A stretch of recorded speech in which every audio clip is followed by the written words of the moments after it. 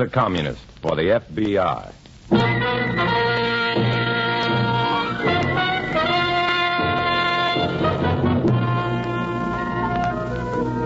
Starring Dana Andrews in an exciting tale of danger and espionage. I Was a Communist for the FBI.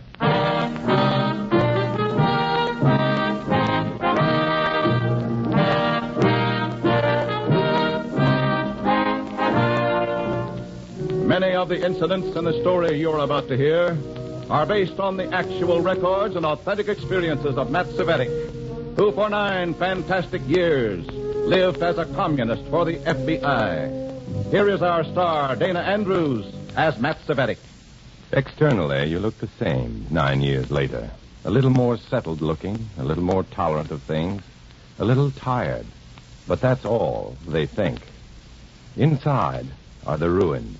Inside is the wreckage of loneliness and compromise and disappointment and fear. That's the price you pay for being, for 9 years, a communist for the FBI, like me. In a moment, listen to Dana Andrews as Matt Cvetic, Undercover Man.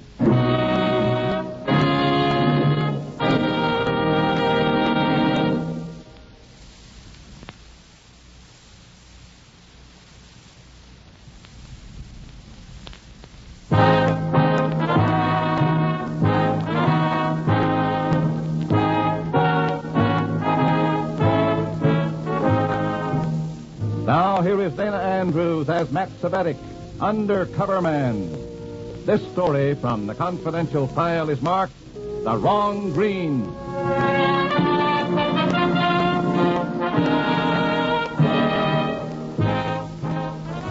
I stumble out of Comrade Revchenko's office feeling like a guy who's just caught a live grenade and can't let go. All I can think of is get to a pay station and call my FBI contact, and maybe he can get the stinger out. We arranged to meet at Rendezvous Green, currently a vacant garage away from things on the north side. It's a place where a case of jitters can smoke and pace the concrete and flip his lid a little until the mimes go away. Rendezvous Green. High-class luggage they're going to supply me. And take my best clothes along, the man said. Take it easy, Matt. Take it easy? All they want me to do this time is commit a felony. All I'm supposed to do is pass a lot of counterfeit money at this plush resort. That's all. Simple. This could be a break for us, Matt. We've suspected the Reds of pouring counterfeit money into resorts where important foreign delegations are staying. Object? To undermine confidence in our exchange and in our government generally. Also, trade a little bad money for good. There's a Pan-American Monetary Conference going on at Glade of the Lakes. The Reds want you to riddle the place with bad currency. Now, what about the effect of those counterfeits on the foreign delegates? They've got to risk that just this once more. Prevent its ever happening again. Lots of people are going to get stuck with bad paper. We'll replace it with good bills. Be worth it. You game, Matt? I'm game, all right. And the season is wide open on me.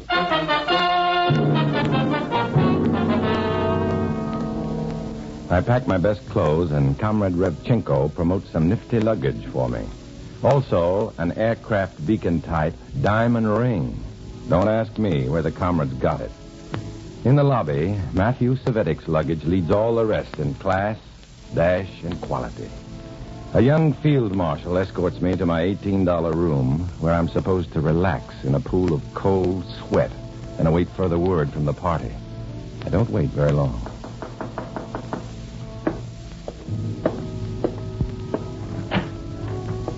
Hi. I like her right away. Perhaps 20, pretty, appealing, forthright looking anyway. Friendly. She could be my kid sister. And in that 2-second inventory, I find myself wishing fervently that she isn't a communist. I've brought you the envelope. Oh, come in, please. You are Mr. Cvetic. Matthew Cvetic. I'm Roberta King. People call me Bobby, though.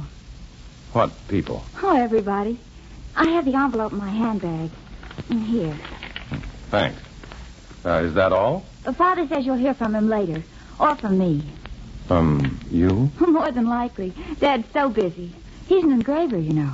Do you always run their errands for them? Who? Oh, never mind. Where can you be reached, Bobby? We'll be in touch. Yeah. Goodbye for now, Mr. Cvetic. Oh, shall I wait around? No, thank you. I hope you have a very pleasant stay, Mr. Svedik. Oh, thank you. Thank you very much. Goodbye, Bobby.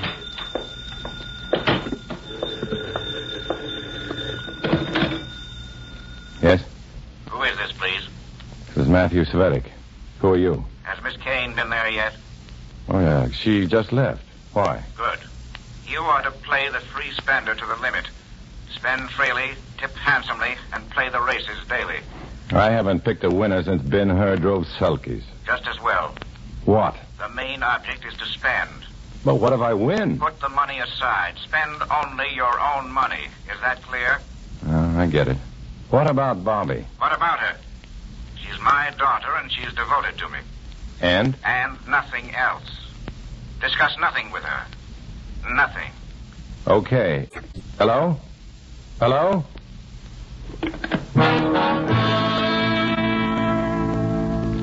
I open the sealed envelope Bobby's left with me. $2,000 in 20s, 50s, and a few hundreds. I take out a few bills and put the rest under the mattress. I unpack, shower, shave, and assume the correct attitude of a guy with $400 luggage and a taste for the better things of life. I go downstairs to make my initial report to the FBI from a pay station, long distance to headquarters.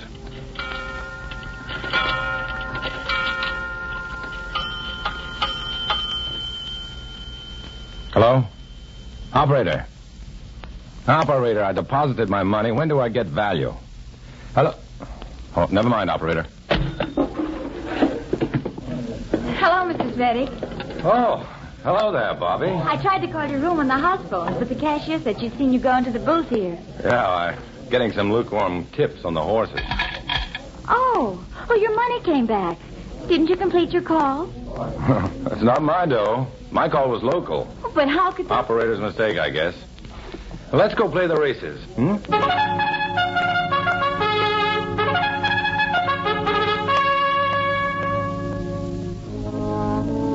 I'm here to get rid of some phony money for the party. And I know now that Pretty Bobby is assigned to see that I do it. And I'm sorry. Bobby and I repair to the Turf Club for refreshment and high horse strategy. Now, pick me a winner, Bobby. Not me. I can't pick daisies without getting thorns. Well, in that case, pick me 2 horses. A parlay? We'll lose everything. Well, it's only money. Or is it? What do you mean, or is it? Sure it is. All right. Pick 2. Well... Excuse me, senorita. Your pardon. Yes, sir? I have difficulty to pay for my refreshments. The bartender says you are, how you say, loaded, eh? I can change that 100 for you if that's your problem. Gracias, yes. Many thanks. 250's okay? Excellent. Thank you. Your deep pardon. Gracias. You made a fast reputation for non-thrift around here, Bub. Know who that was? Big wheel on the Latin delegation. Well, the big wheel ought to go around with smaller change. Now, where were we? How's this for a hunch? Top secret in the 6th. Bomb blast in the 7th. Get it? Top secret bomb blast. See? Only it's bombast, see. Bombast, no L. Oh, shucks. Well, try it anyhow. 100 on top secret to ride on bombast. How can we lose? Huh? Anyhow, it's fun. Too bad it can't be more fun. Why can't it be? First of all, I'm old enough to be your... Oh, you're not. Your big brother? Oh, maybe that. Bobby, why are you staying so close to me? Well, Father told me you're his responsibility. Did he say in what way? He says you're an old friend. And a good comrade, huh? Sure. All right. We'll be good comrades too, right? Well, of course. Yeah.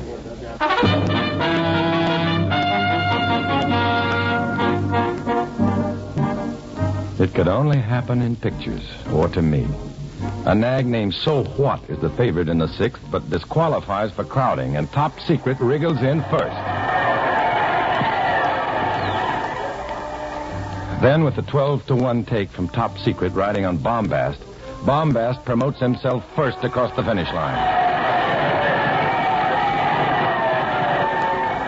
I take my $3,000 profit in honest money, won with counterfeit money, and sneak away like a thief. It could only happen in the picks, or in the fix. I part with Bobby in the lobby and go up to my room. Bobby in the lobby, the picks or the fix. The money is funny. Plenty of rhyme, but not very much reason in what I've gotten myself into this time. I unlock the door of my room and walk into an acute heart condition. Come in, Matt. How the dickens did... Close the door, friend. When did you get in? How did you get in? Influence. Does the management know you're FBI? The FBI man at the day desk knows I'm FBI. The day clerk? We can't let an international conference go unpoliced. Oh. Well, I see you found the envelope of funny money. First place we look is behind pictures and under the mattress. Have you had a chance to look at the stuff closely? Uh-huh. Pretty good stuff, isn't it? Frighteningly good. It's almost perfect counterfeiting. Yeah, I get the shakes every time I pass any of it. I can understand. Look, with these bad bills going into circulation, aren't we going to make a pretty bad impression on the Latin American monetary delegates? That's the big point with the Reds. How far do we have to go along with it, though? I told you, Matt. We've got to take risks this once more in the hope of breaking up this particular racket for keeps. Do I go on helping undermine confidence in our dollar right in the middle of a Pan-American money conference? Every victory costs casualties to our side. Suppose one of those sour banknotes... Uh-oh. Who would that be? Well, I don't know. Who is it? Me. Oh, Bobby. Who's Bobby? May I come in? I want to talk to you. Wait a second, Bobby. Go someplace, the closet. I'll get rid of her for a couple of minutes. All right. No? Just 1 minute. Hand me one of those 50s first. Yeah, here you are. Don't let me smother, will you? No? Coming.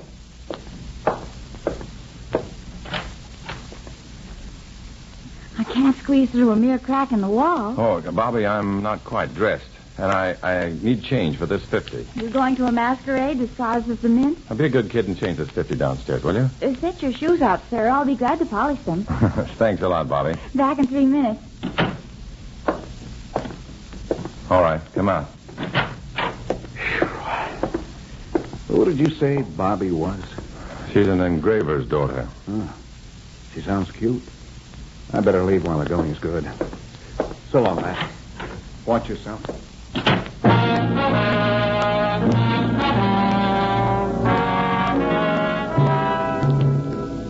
No sentiment, no. But here I am, waiting for Bobby Keene to come back, wondering if she'll break that phony bill for me. Because if she does break it, it means she doesn't know it's counterfeit, and she'll be in the clear. All of a sudden, one of the big issues of this fight I'm in is the corruption of young people like Bobby Keene. At least, Bobby Keene is a big issue with me, suddenly. So please, Bobby, change that bill. Change that queer 50 and Pan-American Conference or not, Bobby. You'll be the big news to me. After all, I'm only old enough to be your brother. Yeah? Sign your shoes, mister? Well, come in, Bobby.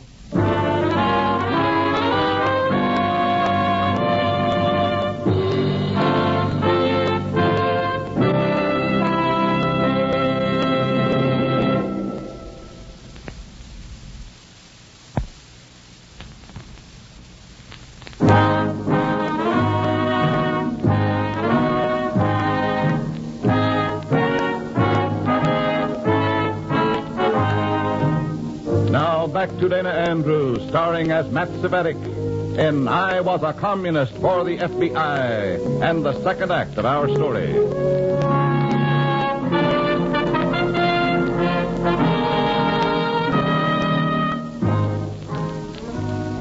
I wait for that door to open and for Bobby Keene to walk in, with or without change from that bad $50 bill. If she has the change, she's passed counterfeit money for it. But she's proved she's innocent in any of the peculiar skullduggery going on around here lately. That's a mighty funny look you've got in your face, Bub. Did you change the 50? Had a terrible time. Did you change it? Finally. Had to use your magic name, though. Bobby. Hey, Matt. Well. I don't know why I did that. Let's say it's only because you felt very big brotherly toward me all at once. What? What did you want to talk to me about? I got to worrying what you had against me. After all, you did say for us to be good friends. Comrades, I think I said. Yes. But I'm not worried now. Oh, me neither. And then it came to me in a flash of inspiration. If you're going to be alone for dinner, you might like pleasant as well as ornamental company. Like you? Why, thank you, Mr. Svedik. I'd love to have dinner with you. How nice of you to think of it. I had help.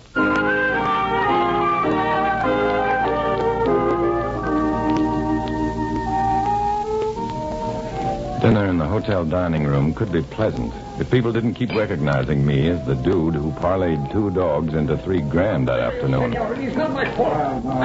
All at once, the Latin delegation across the room explodes in excited voices and converging hotel officials. The rumor flies from table to table. Ruiz, the big wheel in the delegation, has paid the check with a counterfeit $50 bill. And suddenly, Ruiz and the manager are looking toward me, and Ruiz is nodding.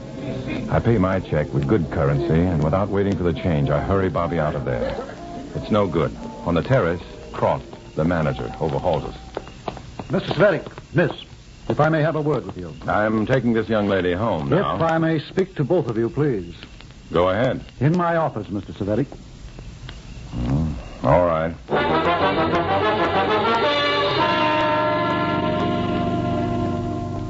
Now then, may I ask your name, miss? Why, yes, my name is... No, you may not ask. I don't mind, Matt. I mind. I mind very much. I want to know this man's business with us before we answer any questions at all. Very well, Mr. Svedik. Keep it down, Croft. You're getting shrill. I'll tell you then. For 2 days now, a flood of counterfeit money has been disorganizing things here. The Pan American delegation is greatly disturbed, as am I. As am I. Get on with it. Tonight, Senor Luis, chairman of the group, was embarrassed when he offered us a bad $50 bill. He says you gave it to him in the Turf Club. I'll better that. I gave him 2 50s in the Turf Club. Both of them good. Where's the other one? Luis spent it. They're excellent counterfeits. If they're so good, it's a matter for experts to determine, not a head waiter or the cashier, don't you think? I'm sure the bill was counterfeit. Then somebody gave it to me, counterfeit. You admit there are a lot of them around. Don't bother this lady and me about it. This lady, Mr. Svedik, broke a different $50 bill today in your name. That's right. The cashier put it aside. We put aside all bills of $50 or over, with data concerning who passed it, when, etc. In the light of recent events, I must consider that bill suspect also. How absurd and insulting. Well, Mr. Svedik? I sympathize with your predicament. I'm willing to have the bill the young lady broke for me examined, here, in my presence, and by an expert. Not by you, not by your head waiter or some hysterical cashier, but an expert. Certainly. If I'm not mistaken, there's an engraving expert here in your community. I insist that you call him at once to establish my innocence. He can't establish your innocence. He can only establish if the bill is good or bad. If it is bad, like the other, we must presume the possibility of guilt.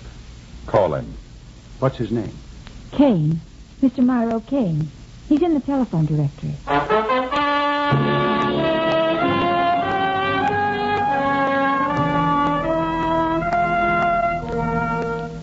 Croft puts in a call for Kane. Then we wait for my accomplished red accomplice to appear. I'm not worried about the outcome. I can't lose. Then Myro Kane arrives. He peers at us without recognition through his thick lenses. No introductions in so delicate a matter. Kane studies the bill for a few seconds.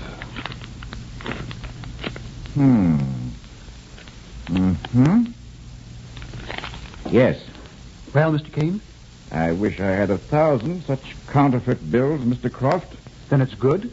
A certain amount of attrition from handling, which may sometimes be deceptive, but otherwise perfect.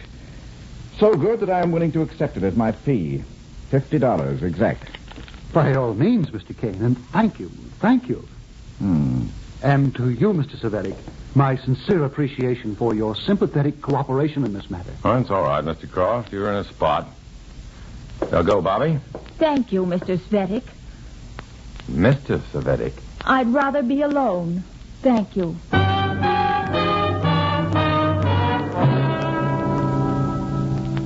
I go for a long walk. I feel choked, smothered by the oppressive events of these 2 days.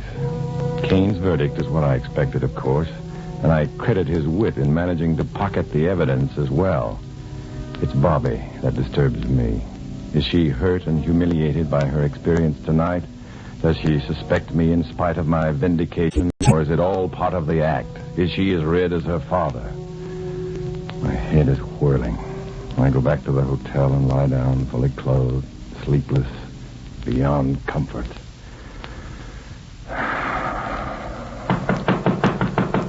Yeah?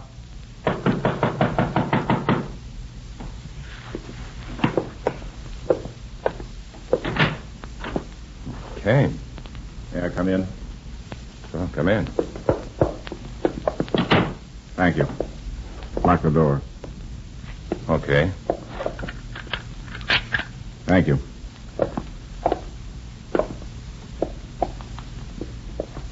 It was shrewd of you to contrive for me to be the expert this evening, Comrade Savetic. Shrewd of you to have contrived to take the evidence with you as your fee, comrade. Thank you. That is not why I took it.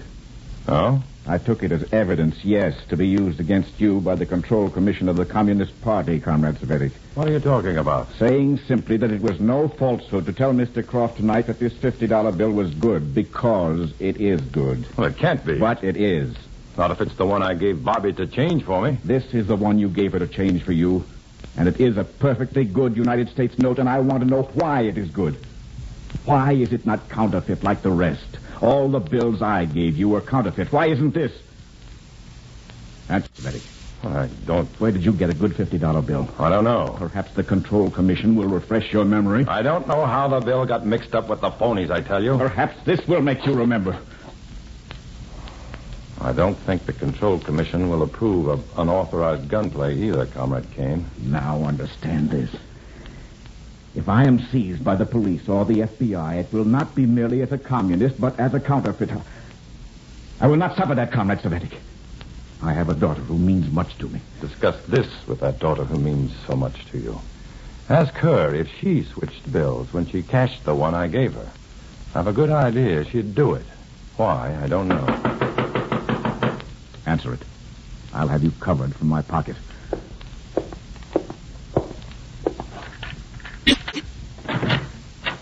Bobby. Yes.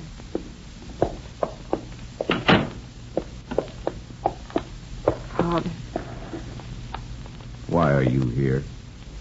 I was out there. I heard everything.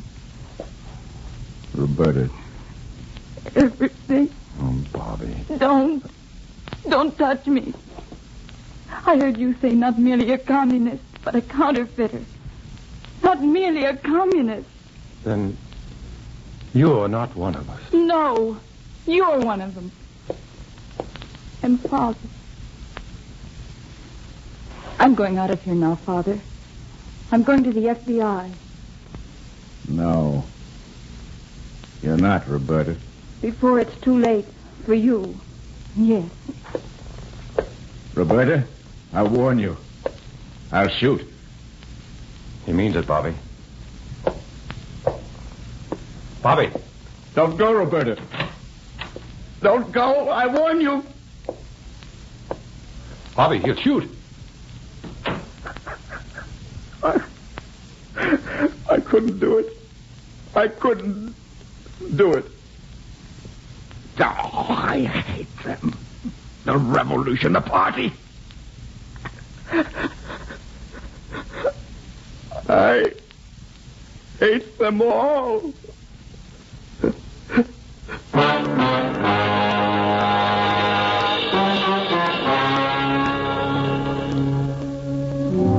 He hates them all, which means he isn't likely to report his suspicions of me to the party.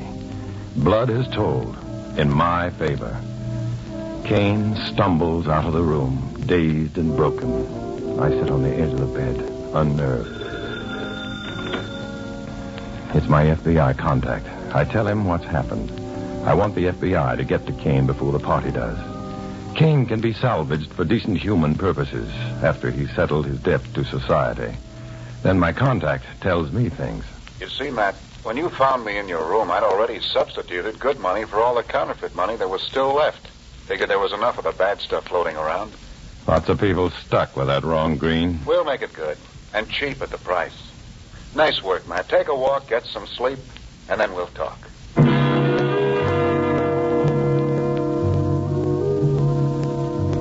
I hang up. I take a walk for cleansing air, to walk the pure night. We've taken casualties, all right, like Bobby. Decent, level, whimsical Bobby. I find the good people, and I always lose them again. That's how it's got to be. I'm a communist for the FBI. I walk alone.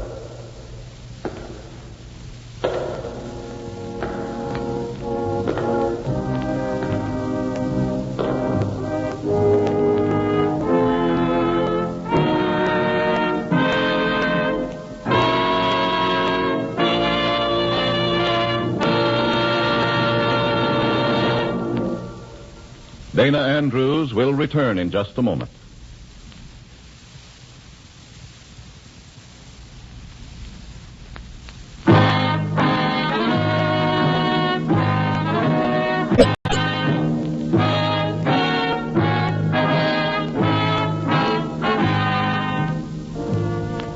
This is Dana Andrews. I'd like to remind you that the play you've just heard is firmly based in fact. Places, people, and other data have been changed to protect the innocent. Cases like the foregoing are not rare in the communist FBI conflict. This story, like others in this series, is based on incidents in the experience of Matt Cvetic, who worked undercover for the FBI. Next week, another exciting and revealing adventure. So be with us, won't you?